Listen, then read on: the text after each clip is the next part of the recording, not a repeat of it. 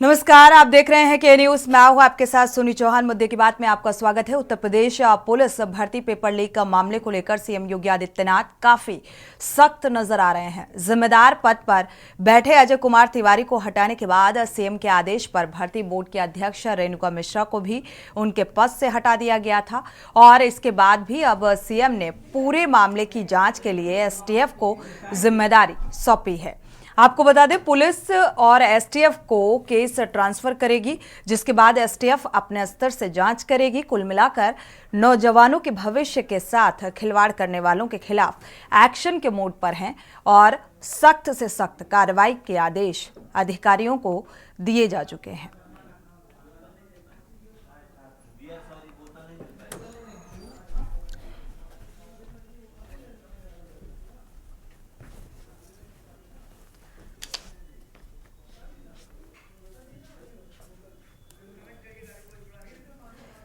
तो paper leak मामले को लेकर सीएम की सख्ती नजर आ रही है। फिलहाल सीएम योगी आदित्यनाथ का अगर जिक्र करें तो सीएम योगी आदित्यनाथ लगातार सख्त नजर आ रहे हैं और अब ये जिम्मेदारी एसटीएफ को सौंपी गई है। तो इस पूरे मामले की जांच पड़ताल एसटीएफ करेगा। पेपर लीक का मामले को लेकर योगी आदित्यनाथ के सख्त तेवर नजर आ रहे हैं। एसटीएफ को यह जिम्मेदारी सौंपी गई है और अब उन गैर जिम्मेदार अधिकारियों के खिलाफ सख्त कार्रवाई होगी जिनकी संलिप्तता पेपर लीक मामले में नजर आती है, क्योंकि अब एसटीएफ बारीकी से, गंभीरता से इस पूरे मामले की छानबीन की शुरुआत कर चुका है।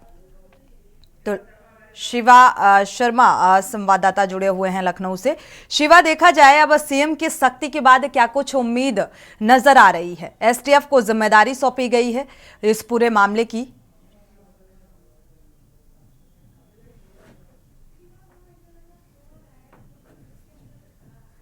शिवा, आपको आवाज मिल पा रही है? पुलिस ने लगभग अभी तक 165 से ज्यादा लोगों की गिरफ्तारी की है, जिसमें 42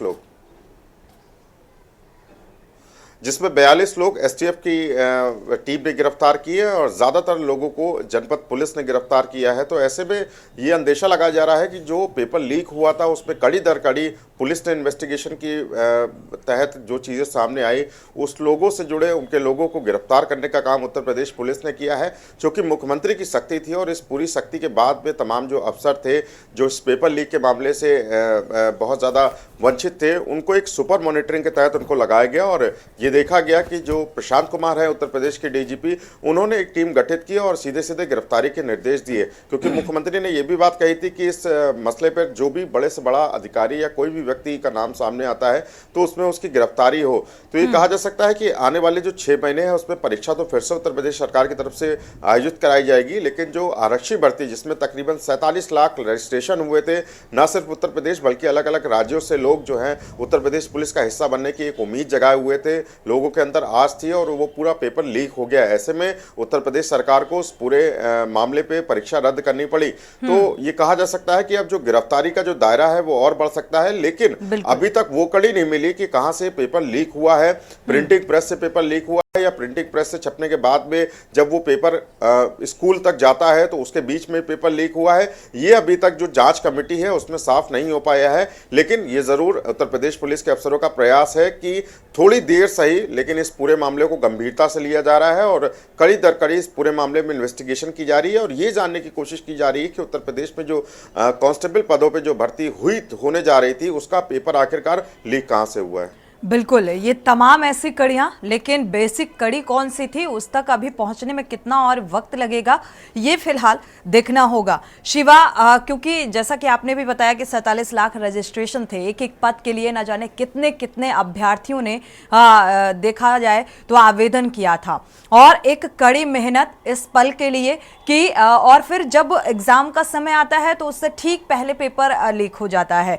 अब 6 महीने बाद दोबारा से पेपर कराए जाने का सरकार ने फरमान जारी कर दिया है। इसको लेकर भी संदिग्धता या ये कहें कि अभी पूरी तरीके से एक विश्वास उन छात्रों में देखने को नहीं मिल रहा है, अभ्यर्थियों के जहन में।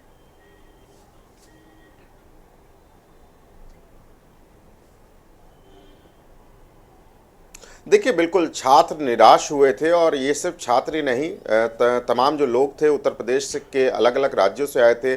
कोई गुजरात से आया था, कोई उत्तराखंड से आया था, कोई केरल, कोई महाराष्ट्र, कोई पश्चिम बंगाल, तमाम राज्यों से इस बात की उम्मीद लेकर के आए थे कि उत्तर प्रदेश पुलिस का हिस्सा बनेंगे, भले ही कांस्टेबल पद पर सही। ये जो भर्ती निकाली गई थी ये 60,244 पदों पर थी और इसके लिए 47 लाख रजिस्ट्रेशन था। अगर सोनी अनुमान लगाएंगे तो एक पद पे अगर भर्ती होनी है तो कम से कम 1% का एक चांसेस होता है कि किसी अभ्यर्थी की भर्ती हो। तो एक बहुत मजबूत कड़ी थी जब उत्तर प्रदेश पुलिस में इन लोगों की भर्ती की जा रही थी। और अगर ये अनुमान लगाया जाए कि 47 लाख में से जो 43 लाख लोग पेपर में बैठे थे, उन्होंने परीक्षा दी थी, उनके मन में ये काफी डर था कि आखिरकार जो सबसे ज्यादा उत्तीर्ण नंबर लाएगा, जो सबसे ज्यादा रैंकिंग में ऊपर होगा, उसकी ही उत्तर प्रदेश पुलिस में भर्ती होगी। ऐसे में जब पेपर लीक हो जाता है तो कहीं ना कहीं उन युवाओं के चेहरे पे मायूसी होती है, उनके सपने जो हैं वो खाक हो जाते हैं। तो ये मुख्यमंत्री ने भी निर्णय लिया जब तमाम पुलिस अफसर इस बात में फेल हुए, क्योंकि शुरुआती दौर में ये चल रहा था कि 17 और 18 फरवरी को जो परीक्षाएं हुई हैं वो 23 तारीख की रात तक ये चल रहा था कि उत्तर प्रदेश पुलिस के अफसर इस बात को बताए कि आखिरकार चूक कहां पर हुई, क्या ये महज अफवाह है या वाकई में परीक्षा लीक हुई है। लेकिन पुलिस के अफसर इस बात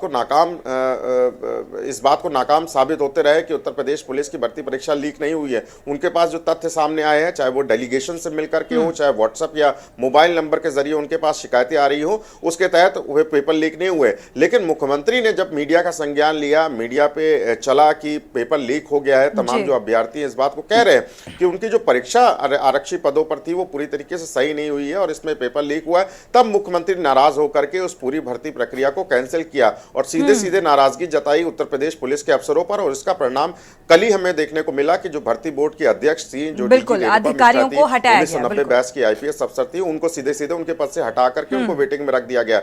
बिल्कुल। शिवा, हमारे साथ तो आनंद राय छात्र भी जुड़ चुके हैं, वापस से आपका रुख करेंगे। आनंद राय छात्र जुड़े हुए हैं, स्वागत है आपका इस चर्चा में शामिल होने के लिए। आनंद, अपना फ्रेम स्टिल रखिएगा।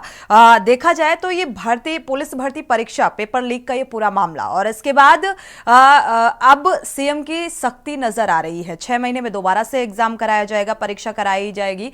कड़ी मेहनत पर पानी फिरता हुआ नजर आया। अभ्यर्थियों की तरफ से बहुत प्रदर्शन और नाराजगी भी देखने को मिली, लेकिन क्या अब इसे राहत के तौर पर देखा जा सकता है, जैसा कि 2 जिम्मेदार अधिकारियों को हटाया गया है?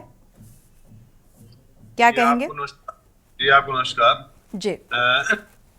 ऐसे सर्वप्रथम मैं यही कहना चाहता हूं कि उत्तर प्रदेश सरकार पिछले 7 सालों से ऐसी कोई भी परीक्षा नहीं हुई जो लीक नहीं हुई।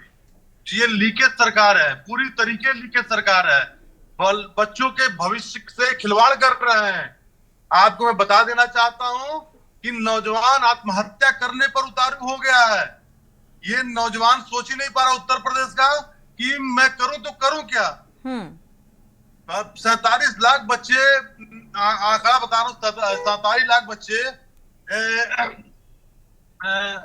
परीक्षा देने के लिए गए थे, फॉर्म भरने से लेकर और परीक्षा देने तक। एक बच्चे का 2000 रुपए खर्च, 2000 के आंकड़े से अगर आप जोड़ेंगे तो मैं बता देना 1000 करोड़ रुपया सरकार ने गरीब मजदूर किसानों के बच्चों का पैसे का प्रयोग किया। सरकार बताए ये पैसा कहाँ जा रहा है, वो ये इसका क्या कर रही है।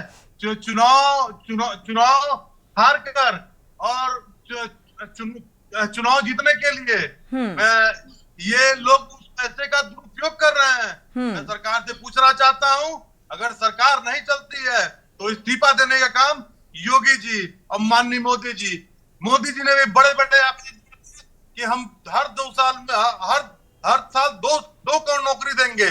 मुझे पूछना चाहता हूं आपके माध्यम से कि माननीय मोदी जी और माननीय योगी जी कितने बच्चे का भविष्य संवारे हैं।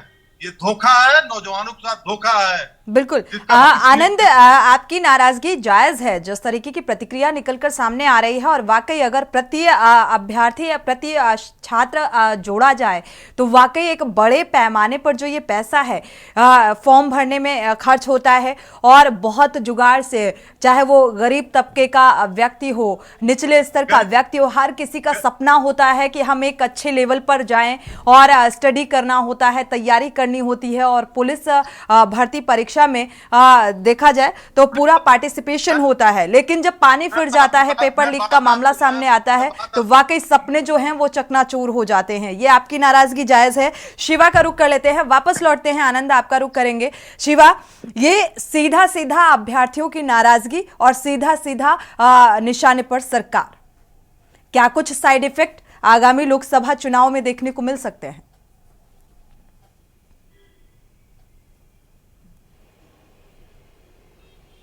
देखिए सोनी, बिल्कुल जायज़ है इन अभ्यर्थियों की नाराज़गी, क्योंकि आंकड़ा बहुत ज़्यादा है इन अभ्यर्थियों का। लगभग 43 लोग, जैसा कि मैंने कहा, 43 लाख लोग इस पूरी परीक्षा में अपीयर हुए थे।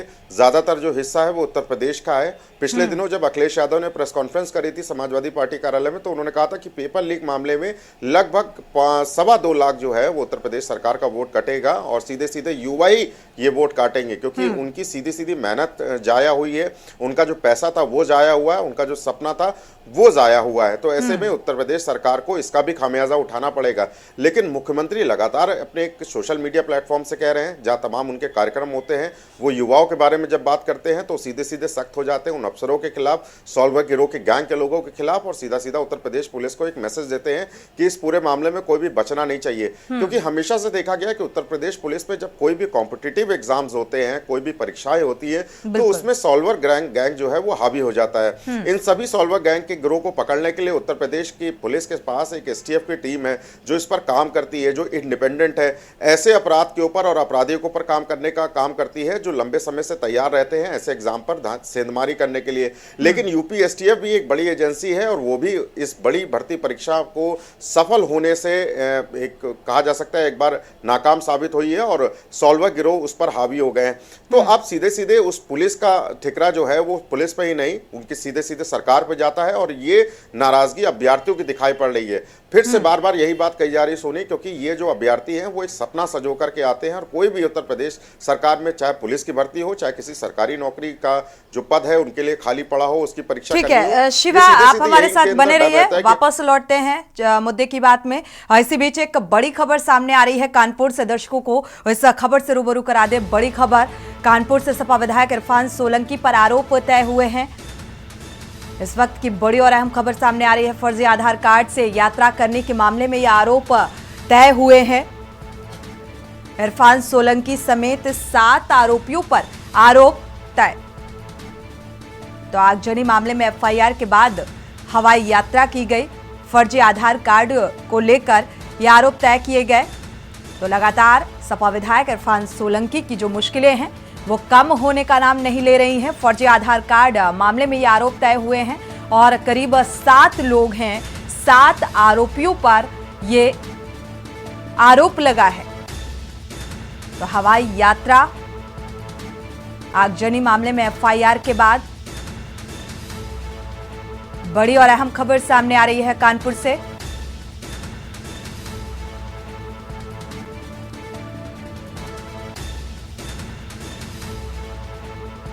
इरफान सोलंकी समेत 7 आरोपी हैं जिन पर ये आरोप तय हुए हैं। आगजनी मामले में एफआईआर के बाद भी हवाई यात्रा कैसे,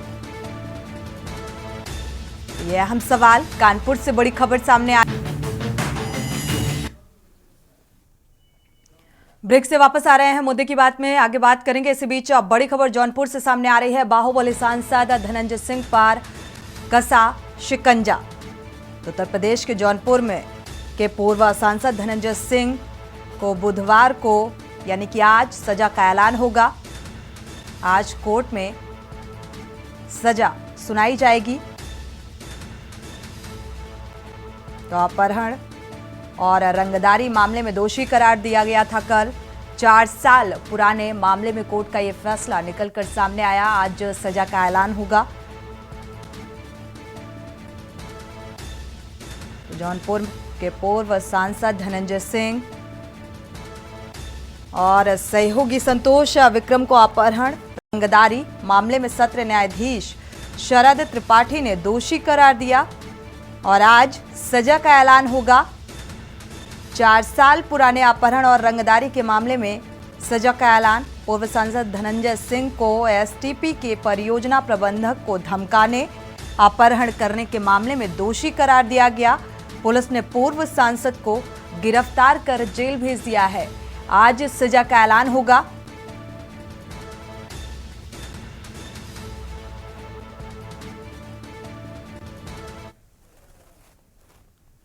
मुद्दे की बात में वापस लौटते हैं। लगातार हमारे साथ छात्र आनंद राय भी जुड़े हुए हैं और संवाददाता शिवा शर्मा भी जुड़े हुए हैं। आनंद राय का रुख कर लेते हैं। आनंद, देखा जाए तो अब जो सरकार है, सीएम योगी आदित्यनाथ पूरा सख्ती के साथ पेश आ रहे हैं। प्रशासनिक अमले पर भी भरोसा नहीं। जिस तरीके से पुलिस भर्ती बोर्ड के अधिकारियों को हटाया गया, जिम्मेदार अधिकारियों को हटाया गया और अब एसटीएफ को यह जिम्मेदारी सौंपी गई है। जी जी आनंद, हाँ क्या उम्मीद नजर आ रही है? जी आनंद, सुन पा रहे हैं, कंटिन्यू। जी हाँ, एसटीएफ के अधिकारियों को और सक्षम अधिकारियों को हटाने से गरीब मजदूर किसान परिवार के बच्चों का भला नहीं होगा। ये जब से मुख्यमंत्री बने हैं ऐसी कोई परीक्षा ही नहीं जो लीक नहीं हुई हो। आरओ की परीक्षा लीक हुई और इंटर की परीक्षा लीक हुई। इससे 50 लाख बच्चों का आंकड़ा जोड़ लीजिए अगर आप, तो 50 लाख बच्चों के परिवार से 5-5 लोग भी अगर भाजपा से नाराज होंगे, 2.5 करोड़ लोग भाजपा का वोट बर्बाद हो रहा है। और भाजपा से लोगों को बड़ी उम्मीदें थी, लेकिन भाजपा ने झूठ की नींव पे सरकार बनाया, झूठ बोल कर उन्होंने सरकार बनाया। चाहे वो नौजवान हो, चाहे वो गरीब हो, चाहे वो किसान हो, चाहे वो मजदूर हो, सभी से भारतीय जनता पार्टी ने छल करने का काम किया है, इनको ठगने का काम किया है। ठीक है, शिवा का रुख करते हैं। आनंद, शिवा, देखिए युवाओं की नाराजगी एक तरफ और जो अभ्यर्थी हैं उनकी नाराजगी एक तरफ, लेकिन अब क्या इस बात की उम्मीद नजर आ रही है कि दोबारा से पेपर लीक का मामला सामने नहीं आएगा? एसटीएफ को जिम्मेदारी ये सौंपी गई है। क्या वो सॉल्वर जिन्होंने पूरे पेपर लीक मामले में जिनकी संलिप्तता रही, कितना और वक्त लगेगा उन तक पहुंचने में? जा रहा हूं मगर शिवा, देखिए, ये तो अभी बहुत ज़्यादा कह पाना मुश्किल है कि उत्तर प्रदेश में अगर दोबारा आरक्षी पदों पर भर्ती हुई तो उसको उस पर सेंधमारी नहीं होगी। और यही उत्तर प्रदेश पुलिस के लिए बड़ा चैलेंज होगा, क्योंकि पहली बार में सेंधमारी हो गई और मुख्यमंत्री नाराजगी दिखाई है। तो कहीं ना कहीं उत्तर प्रदेश पुलिस इस बार सतर्क होगी। लेकिन उत्तर प्रदेश पुलिस के अफसरों का कहना है कि इस बार हमारा पूरा प्रयास होगा कि इस बार किसी भी तरीके की सेंधमारी ना हो अगर दोबारा भर्ती परीक्षा आयोजित की जाती है। ऐसे में उन लोगों तक पहुंचना जो लोग घात लगा करके बैठे हैं और लाखों करोड़ों रुपए और अरबों रुपए इस सेंधमारी से कमाते हैं, ऐसे लोगों के जो चिन्हीकरण की जो कार्रवाई है, जो यूपी एसटीएफ की टीम और जिले की जो टीम है पुलिस अफसरों की, वो नजर निगाह बनाए हुए। लेकिन अभी तक फिलहाल कोई ठोस सबूत नहीं मिला है कि आखिरकार जो पेपर थे वो किस जगह से लीक हुए। लेकिन उत्तर प्रदेश पुलिस के अफसरों का साफ तौर से कहना है, क्योंकि इस पूरी जांच को गोपनीयता बनाए रखनी है, किसी के बड़े नाम नहीं खोलने हैं, जो रेडार में आते जा रहे हैं उनकी गिरफ्तारी फौरन की जा रही है, किसी को डिटेन करने का काम नहीं किया जा रहा है। जिसके खिलाफ पुख्ता सबूत मिल रहे हैं उसकी डायरेक्ट गिरफ्तारी की जा रही है और जो रिमांड पर लेकर के उनसे पूछताछ करने की जो कवायद है वो भी उत्तर प्रदेश पुलिस के अफसर कर रहे हैं। तो ऐसे में उस आदमी तक पहुंचना, उस गिरोह तक पहुंचना जिसने सबसे पहले उत्तर प्रदेश पुलिस की जो भर्ती परीक्षा थी उसमें सेंधमारी की थी, उसने पेपर लीक आउट किए थे, ये उत्तर प्रदेश पुलिस के अफसर लगातार कोशिश कर रहे हैं। लेकिन अब दोबारा परीक्षा जब आयोजित होगी तो उत्तर प्रदेश पुलिस के लिए सबसे बड़ा चैलेंज होगा। उस कंपनी का चयन किया जाएगा जिसके मदद से सारे पेपर छपने होंगे, जो प्रिंटिंग प्रेस होगी उसका चयन किया जाएगा। और ये सब दोबारा अमले के लिए भी काफी चुनौतीपूर्ण रहने वाला है कि आखिर किस तरीके से ये परीक्षा जो है उत्तीर्ण कराई जाए। एक बड़ी जिम्मेदारी रहेगी। शुक्रिया इस तमाम जानकारी को साझा करने के लिए। आनंद, आपका भी बहुत बहुत शुक्रिया इस चर्चा में शामिल होने के लिए। सवाल यही है कि एक तरफ पेपर लीक का मामला जिसको लेकर नाराजगी है अभ्यर्थियों के जहन में, और दूसरी तरफ युवा वोटर्स की जो संख्या है उसमें इजाफा देखने को मिल रहा है। तो आने वाले समय में यानी कि लोकसभा चुनाव में युवा वोट बैंक कटने की भी उम्मीद जताई जा रही है। इसी के साथ मुद्दे की बात में फिलहाल बस इतना ही। आगे खबरों के लिए आप देखते रहिए के न्यूज़ इंडिया।